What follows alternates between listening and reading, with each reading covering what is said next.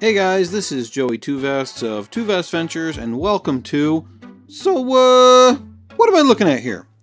And today we're going to be talking about energy symbols. Now, before I get into all the different places that energy symbols are used on Pokemon cards and what they all mean, we first need to do a little housekeeping. There are 3 ways that you can win a game of Pokemon, the trading card game. You can take all your prize cards, you can knock out all the Pokemon that your opponent currently has in play, or your opponent starts their turn with no cards in their deck, you win. It's kind of like a timeout rule, like in chess. You take prize cards when you knock out your opponent's Pokemon. So if you knock out 6 Pokemon, you collect 6 prize cards, you win. Some rules allow you to take more than 1 prize card as a result of knocking out a Pokemon. For example, Pokemon EX award 2 prize cards. Mega Pokemon EX reward 3 prize cards. And then there are items and supporter cards that can also create a situation where knocking out an opponent's Pokemon gives you additional prize cards.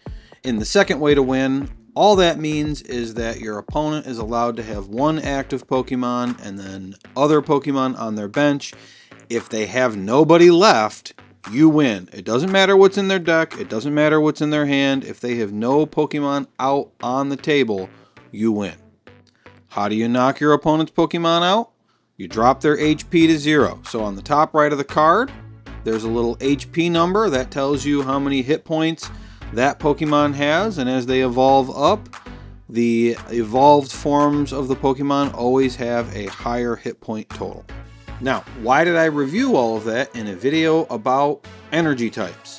Well, using energy is how you bring your opponent's HP to 0 and knock them out, or defend yourself so that you don't get knocked out. Almost all Pokemon have a weakness, which is noted right here. When you are attacked by that damage type, you take double damage. And the opposite is true of resistance. When you're attacked by that damage type, you take half damage. How do you know what type of damage is being done to you? This confuses a lot of people. It's actually the damage type noted on the top right of the card. Any damage done by an attacking Pokemon is of the damage type that is noted on the top right. That is true regardless of the energy type that is used for the attack itself. So even though this Charizard EX's Burning Darkness attack uses 2 fire energy, the damage is darkness, because that's what it shows on the top right of the card. So that actually brings me to the energy type that is used to make attacks. In order to make an attack, you must have attached to the Pokemon enough energy cards to fund the attack. Using the attack does not expend the energy. It remains attached to the Pokemon unless the attack specifically says discard yada yada yada. Now, there are currently 10 energy types in the game. Fairy in the middle there is not currently one of them. Going from the top left to the right and then the bottom left to the right, it's grass, fire, water, lightning, psychic, fighting, darkness, metal, dragon, and colorless.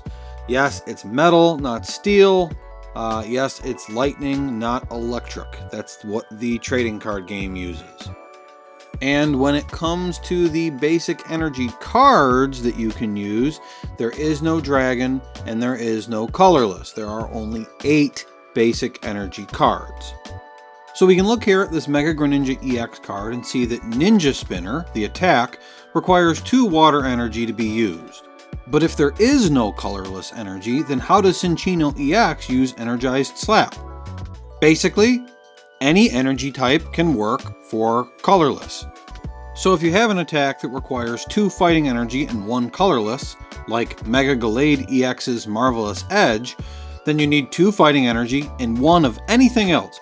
It could be a 3rd fighting energy card, it could be a fire energy card, or it could be a card like this Prism Energy that provides 1 colorless energy. This Prism Energy is a special energy card, which means it doesn't get any of the benefits of being a basic energy card.